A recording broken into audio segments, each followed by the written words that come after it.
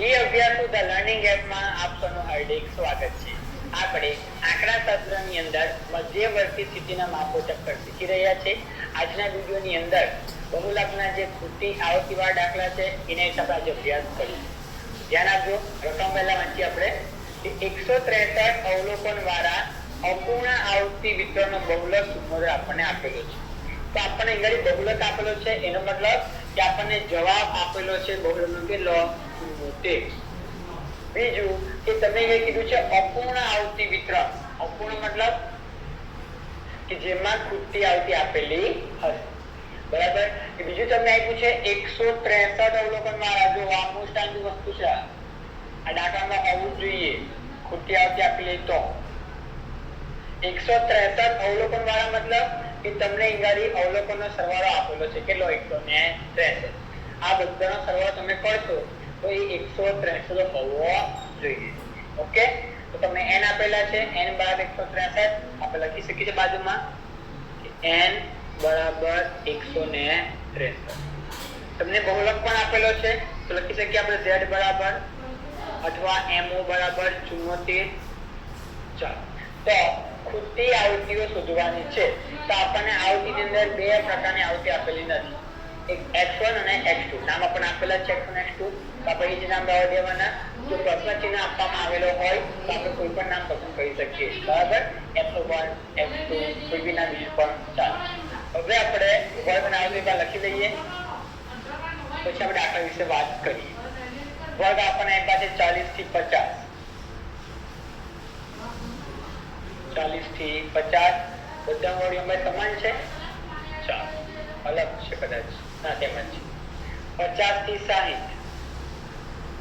50 થી 60, 60 થી 70,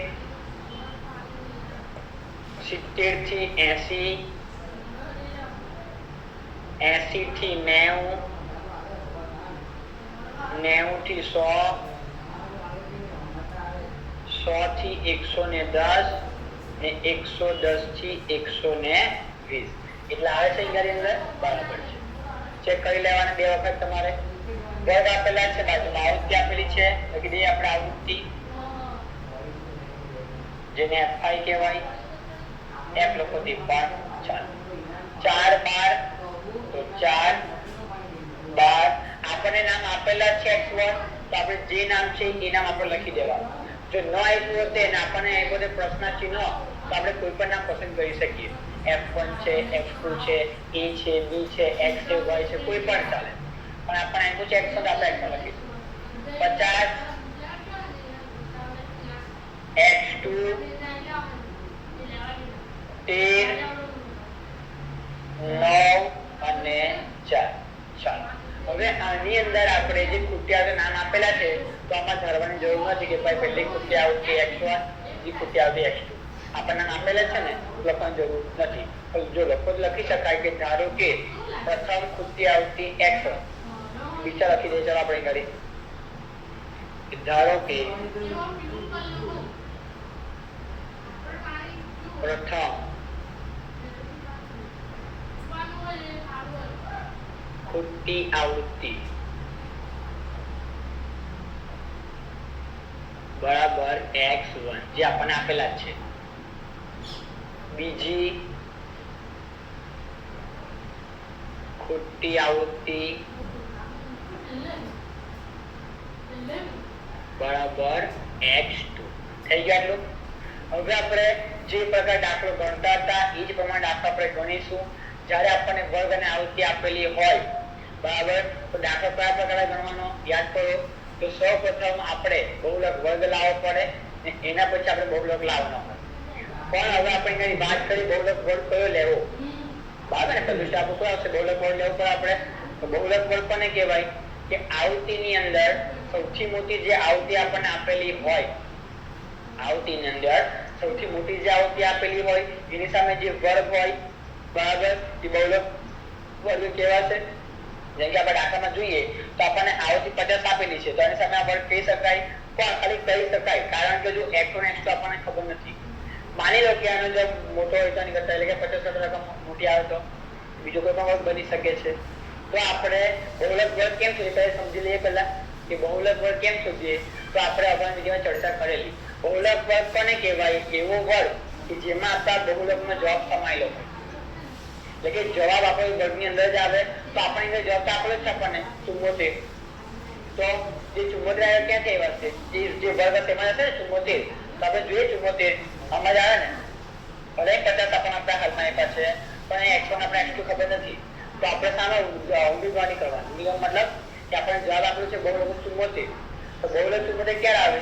એટલે મતલબ કે આપણે ગણતરી કરી છે પહેલા એની પહેલા આપણે શોધ્યો છે બહુલક વર્ગ. તો જે વર્ગ હશે એમાં જવાબ સમાઈ જાય. જે આપણે અગાઉ વિડીયો શીખીને આવ્યા છે તે પ્રમાણે બરાબર છે. સિમ્પલ વસ્તુ છે કે જે જવાબ છે એ જવાબ આ વર્ગની વચ્ચે આવે છે એનો મતલબ કે આ વર્ગ કયો વર્ગ કહેવાય? બહુલક વર્ગ કહેવાય.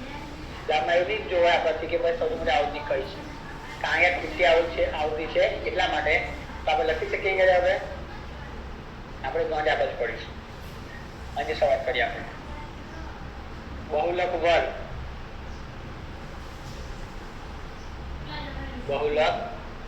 વર્ગ બરાબર કે અહીં જવાબ અહીં બહુલકનો જવાબ અહીં બહુલકનો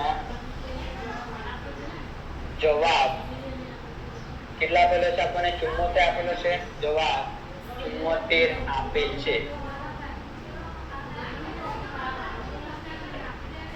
માટે ટ્રાય લખી દઈએ આપણે બહુલક વર્ગ કયો કેવો છે?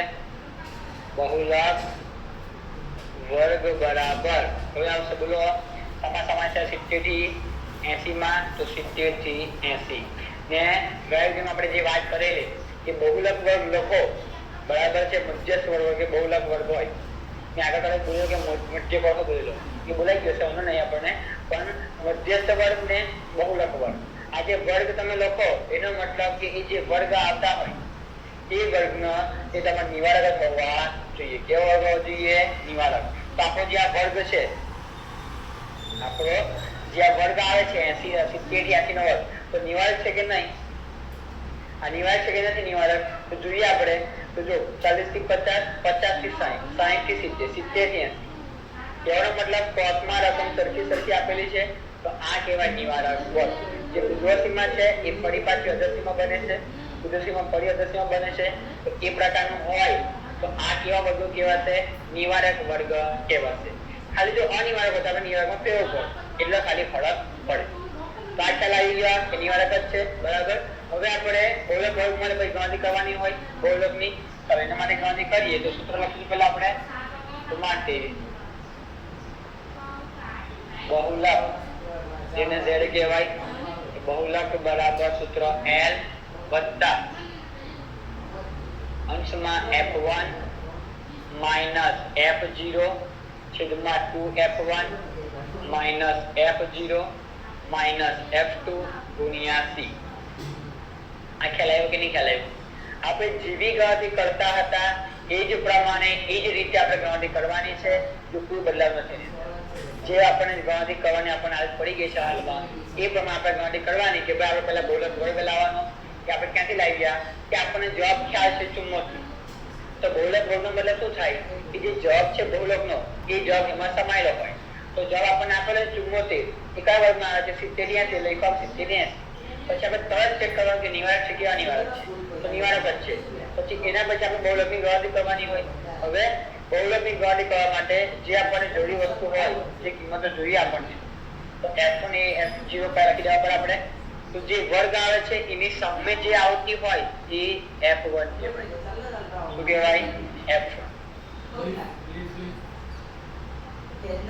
આ f1 એના ઉપરની જે આવતી હોય એનું નામ f0 જે એના નીચે હશે એને કહેવાય f2.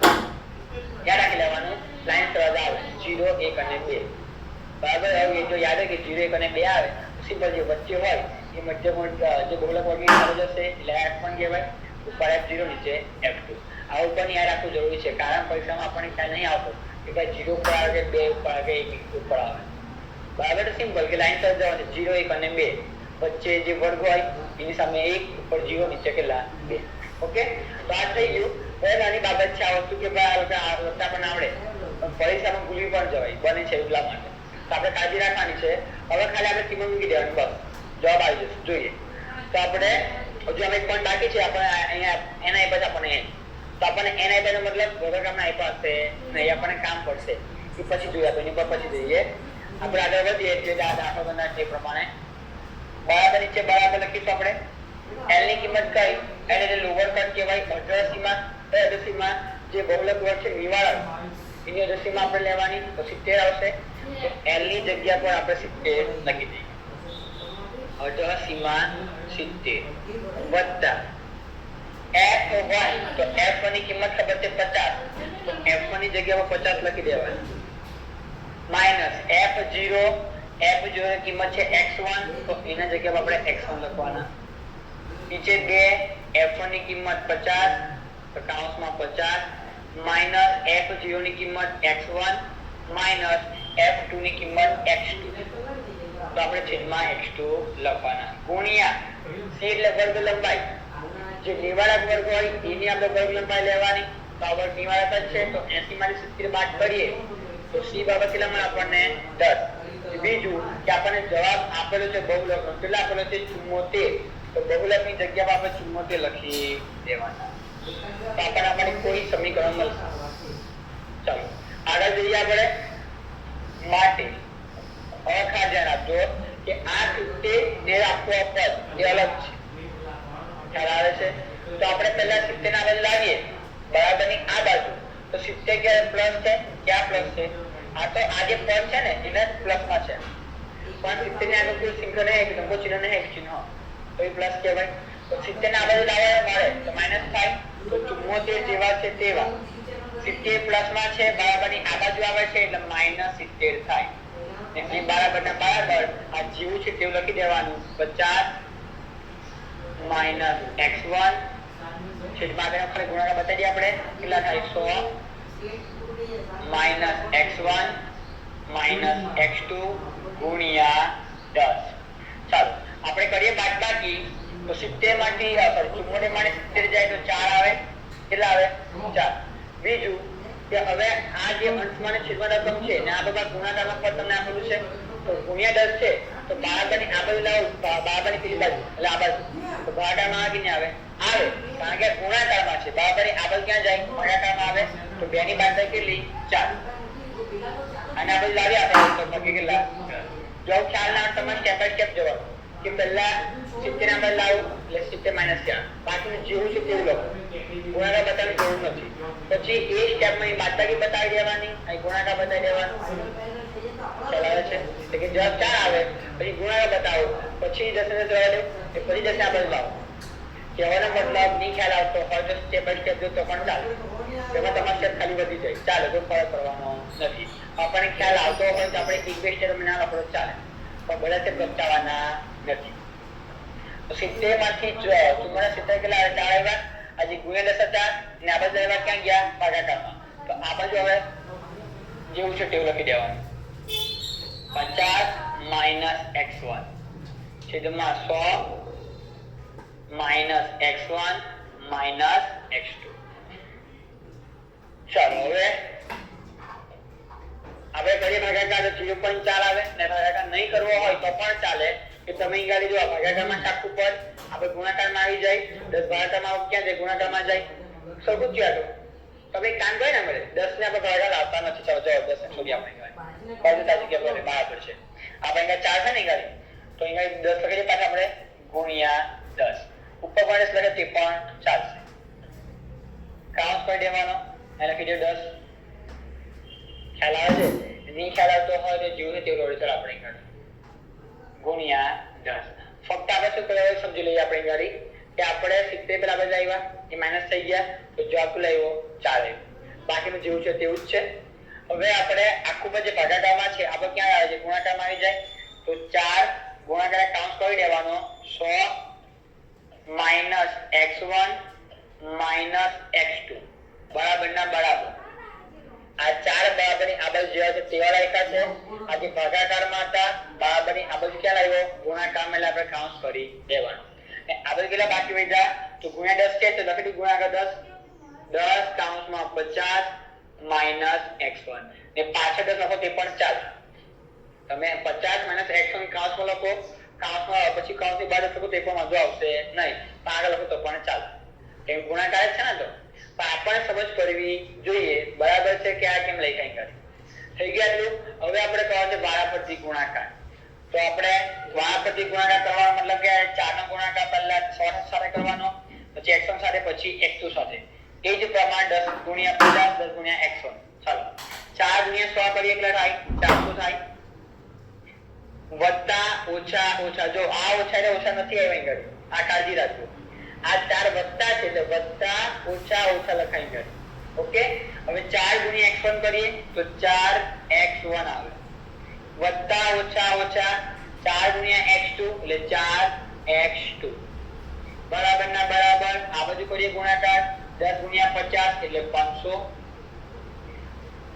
વત્તા ઓછા ઓછા 10 ગુણ્યા x1 એટલે 10x1.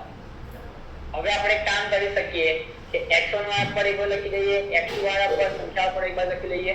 તો જો આ 500 મોટા છે, આ 400 નાના છે, તો 400 પીબલ મૂકી આપે આપણે તો માઈનસ થઈ જાય.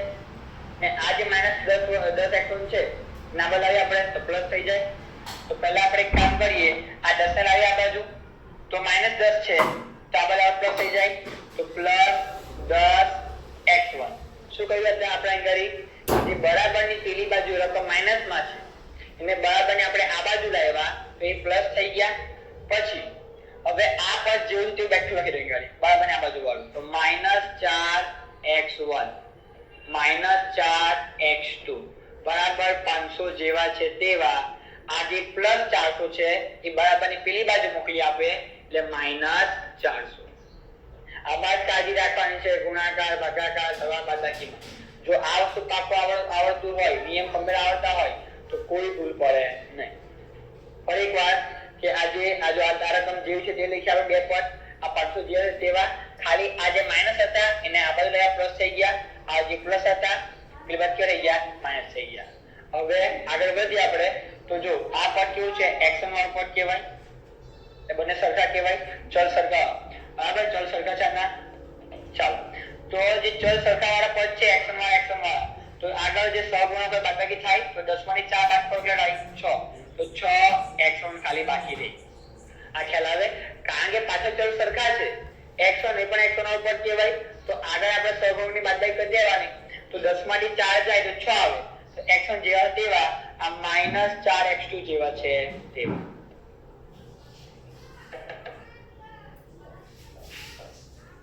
બરાબર 500 માંથી 400 જે કેટલા આવશે 100. તો અહીં આપણને એક સમીકરણ મળ્યું કારણ કે જો આપણને કોઈ એક કિંમત ખબર હોય તો આપણને x1 ની કિંમત ખબર હશે આપણને તો x1 ની કિંમત મૂકી દેવાની તો આપણને x2 ની કિંમત મળી જાય. એ જ પ્રમાણે x2 ની કિંમત ખબર હશે તો x1 ની કિંમત મળી જાય. પણ આપણને હવે આગળ દાખલો કરી શકતા નથી. પણ હજુ આપણને એક માહિતી આપેલી છે, આપણને સંખ્યા આપી છે કુલ n બાર કેટલા આપેલા છે 163 આપેલા છે. તો આપણે આવૃત્તિનો સરવાળો કરીએ, આવૃત્તિનો સરવાળો કરીએ તો આપણને કુલ n મળે કે ના મળે જો બતાવો લખીને. પહેલા સરવાળો કરીએ આપણે જે x1 x2 નહીં ખબર એ જે તે લવા દે બાકીનો સરવાળો કરીએ આપણે 4 બોલ ફેરવી કરવાનો 12 50 13 9 અને 4 તો એટલી જે સંખ્યા આપેલી છે એનો સરવાળો એટલે કે n બરાબર લખી શકીએ આપણે 12 જે બે બાકી રહી ગયા x1 x2 તો વત્તા x1 વત્તા x2 થાય કે ના થાય એવું? કારણ કે આપણે કરવાનો સરવાળો જે બે સંખ્યા નહીં આપી બે સંખ્યા વ્યાખ્યા આપણે લખી દેવાની. ખ્યાલ આવ્યો? બાકીના 12 ક્યાં છે એવા જે સંખ્યા આપેલી છે આપણને એનો આપણે સરવાળો કર્યો. તો હવે આપણને કુલ n આપેલા છે એટલે પછી 163 બરાબર ને. તો આપણે નીચે લખી દેવાની ગાડી એ ગણતરી કરવાની નવી ગણતરી કે n બરાબર 92 વત્તા x1 વત્તા x2. n ની કિંમત આપણને ખ્યાલ છે 163. ઓકે તો n ની જગ્યા પર 163 લખી દેવાના, બાકીના જેવા છે તેવા લખીએ આપણે. ચાલો હવે આ વત્તા 92 છે બરાબરની આ બાજુ લાવો તો માઈનસ થઈ જાય થઈ જશે તો 163 જેવા છે તેવા બરાબરની પેલી બાજુ પ્લસમાં 92 છે એના આ બાજુ લાવીએ તો -92 તો અહીં કેટલા બાકી વધે x1 વત્તા x2 બાકી વધે. તો બાદબાકી કરીએ આપણે 163 માંથી બાદ કરીએ 92 તો 71 આવે કેટલા 71 બરાબર x1 x2 આને કહેવાય સમીકરણ નંબર 1 આને કહેવાય સમીકરણ નંબર 2 હવે આપણે આને લૂપ લેવું તે પણ ચાલે ધોરણ 10 યાદ છે લૂપ ની કરતા તમે બરાબર તમે એ પ્રકાર ગણતરી કરો તે પણ ચાલે પણ આપણે લૂપમાં જવાની જરૂર નથી કારણ લૂપ કરવા જો થોડી ઘણી લાંબી થાય એના કરતા એક કામ કરીએ આપણે કોઈ એકને કટા બનાવી દેવાનું એટલે કોઈ એકની કિંમત શોધી કાઢવાની કઈ દે માનો કે આપણે ગાડી x2 ની કિંમત લાવી હોય તો વત્તા x1 છે આ પ્લસ કહેવાય તો બાદને આપણે કેવી થઈ જાય માઈનસ થઈ જાય તો 71 x1 બરાબર x2 અથવા x1 ની કિંમત લખવી હોય તો x1 ને આપણે લાવીએ તો 71 x2 બરાબર x1 તમે કોઈ પણ કિંમત લખી શકો છો તો આપણે કઈ કામ કરીએ વત્તા આપણે લાવ્યા બાજુ બધું વત્તા જ છે તો 2 ને લાવ્યા બધું ને તો -x2 તો કેટલા બાકી વધે x1 બાકી વધે આ તમને એક સમીકરણ મળે આજ ખાસ કાળજી રાખજો આ કોની કિંમત મળી આપણને x1 ની કિંમત મળી 71 x2 તો હવે આપણે x1 ની જગ્યા પર લખી દેવાના 71 x2 અથવા કોને એવું થાય કે મારે સર x2 ની કિંમત લાવી છે તો પણ ચાલશે અને આ જે પણ આવી જાય 71 x1 તો તમારે x2 ની જગ્યા પર લખી દેવાના 71 x1 તો પણ જવાબ સરખો જ આવશે તો કિંમત મૂકી આપણે તો માટેના માટે 6 ના 6 x1 ની જગ્યા પર x1 ની જગ્યા પર એની કિંમત 71 x2 71 x2 કાઉન્સ પૂરો આપણે પણ જગ્યા પર લખ્યું ખાલી આ 6 ના 6 x1 ની જગ્યા પર 71 x2 આજે -4x2 જેવા છે તેવા બરાબર 100 જેવા છે તેવા ચાલ આગળ વધીએ આપણે પાછો વાળા પરથી ગુણાકાર કરવો પડશે આપણે તો 6 ગુણ્યા 71 તો 2 નો ગુણાકાર 426 માઈનસ 6 ગુણ્યા x2 તો 6x2 માઈનસ 4x2 બરાબર 100 ઓકે હવે કામ કરીએ આપણે તો જો આ બી x2 વાળો પદ આ બી x2 વાળો પદ છે બરાબર છે આ -6 ને -4 તો 6 માઈનસ છે ને મારી -4 બાદ કરો તો આ બેનો જવાબ -10x2 થાય લડાઈ -10x2 એટલે 426 -10x2 બરાબર 100 ને ઉપર ના કરવું હોય તો કામ કરી શકાય આ 426 જેવા છે તેવા રાખીએ બરાબરની આ બાજુ હવે આ જે +100 છે એને આપણે લાવું તો માઈનસ થઈ જાય -100 ખ્યાલ આવ્યો હવે આ રકમ બંને માઈનસ છે તો બંને પેલી બાજુ મોકલી આપે તો બંને પ્લસ થઈ જાય તો 6 માઈનસ છે તો વત્તા 6x2 -4 થી પેલી બાજુ જાય તો વત્તા 4x2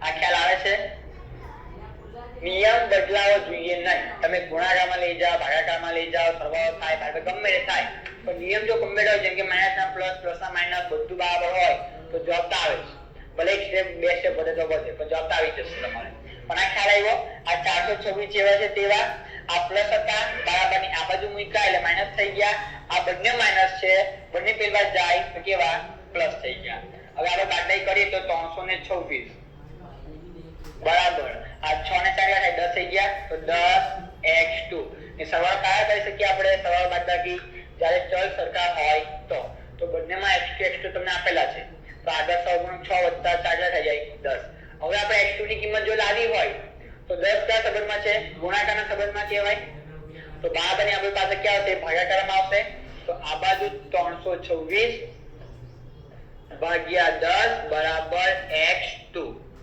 ચાલો તો જવાબ આવશે 32.6 બરાબર x2 ને પોઈન્ટમાં જવાબ આવી શકે છે બરાબર જ્યારે આપણે કુત્તી આવતી આપણે ગણતા હોય તો તમારા જવાબ પોઈન્ટમાં આવે એટલે ગભરાઈ જવું નહીં પોઈન્ટમાં પણ જવાબ આવી શકે છે તો જવાબ આવે છે 32.6 પણ આ જો પણ ખાલી x2 નો જવાબ આવ્યો હવે આપણી પાસે જે સમીકરણ છે તમારી કિંમત મૂકી દે આપણે x2 ની તો આપણને જવાબ મળી જાય અથવા જે આ સમીકરણ તો અપાય એવા બરાબર સમીકરણ કહેવાય તો મેં આની કિંમત મૂકો તો તમને કિંમત મળી જ જશે તો તમારે આમાં x1 ની કિંમત પણ મૂકવી પડે અને x2 બધી કિંમત મૂકવી પડે એને કરતા બેસ્ટ કે આપણે x2 મળી ગયા આમાં મૂકી દઈએ આપણે તો તમને x1 મળી જાય કઈ તો ફરી વાર લખીએ આપણે 71 x2 બરાબર x1 હવે ધ્યાન આપજો x2 ની કિંમત ખબર છે આપણને 32.6 તો તો આપણે લખીશું 32.6 એટલે કે 71 - 32.6 બરાબર x1. ચાલો તમે એવું લખી શકો કે ગાડી બહાર લખવું હોય તો કે સમીકરણ નંબર 1 પછી લખવાનું કે સમીકરણ 1 ની અંદર x2 ની કિંમત 32.6 મૂકતા બરાબર. બાદબાકી કરીએ આપણે 71 - 32.6 તો જવાબ આવશે 38.4 જે જવાબ કોનો કહેવાશે x1 નો જવાબ. તો તમને x1 મળી ગયા x2 મળી ગયા તો આપણે ખાલી લખી દેવાનું છેલ્લે જવાબની અંદર કે માટે પ્રથમ ખૂટતી આવૃત્તિ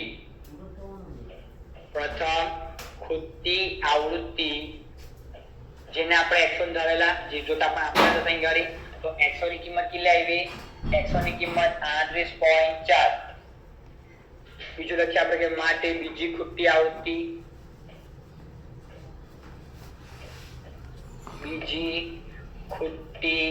આવૃત્તિ બરાબર x2 એની કિંમત છે 32.6. હવે આપણે ખાલી ચેક કરીએ 38.4 અને 32.6 જે જવાબ સરવાળો 71 થયો બરાબર. એટલે કે આ બેનો જવાબ કેટલો છે 71 વત્તા કરીએ 92 તો 163 થઈ ગયા આપણે. ચેક કરવા માટે કન્ફર્મ કરી લેવા 163 થશે. ટૂંકમાં કહેવા જઈએ તો x1 x2 ની કિંમત મૂકી દેવું તો n બરાબર 163 થવા જોઈએ જે આપણા થાય છે બરાબર. પણ એવું રાખવાનું નહીં કે ભાઈ પોઈન્ટમાં જવાબ નહીં આવે. ખૂટતી આવતી હોય તો જવાબ પોઈન્ટમાં પણ આવી શકે છે. તો આ નંબર આપણે ઘરે પૂરો થયો. આશા રાખીએ તમને ખ્યાલ આવી ગયો હોય. દાખલા જોઈને બસ ગભરાઈ જવાનું નહીં. દાખલો ગમે તેવો આપેલો હોય આપણા જે સ્ટેપ છે આપણા જે નિયમ છે આપણે જે દાખલો ગણતા છે જે રીતે આપણે દાખલો ગણવાનો હોય છે એ જ પ્રમાણે દાખલો ગણતા જવાનું. જ્યાં ગાડી અટકી ત્યાં વિચારવાનું કે આપણે હવે શું કરી શકીએ બરાબર. પણ એટલું કે જાતે કરવાનું નિયમ બધા યાદ હોવા જોઈએ. ગુણાકાર ભાગાકાર સરવાળો બાદબાકી ઓકે. ભલે સ્ટેપ બધી બેટર ચાલે પણ આપણને દાખલો આવડવો જોઈએ. સ્ટેપ બાય સ્ટેપ જ જવાનું ખ્યાલ આવે છે પણ નિયમ કોઈ ચેન્જ થવો જોઈએ નહીં. એટલે કે પ્લસ માઇનસ જ થાય માઇનસ પ્લસ થાય બરાબર. એ બધું યાદ રાખવાનું કમ્પ્લીટ. દાખલો તમારો જવાબ આવી જ જશે બરાબર. તો અહીં આપણો દાખલો પૂરો થયો. આશા રાખીએ કે દાખલો તમને આવડી ગયો હશે ને તમને ખ્યાલ પણ આવ્યો હશે.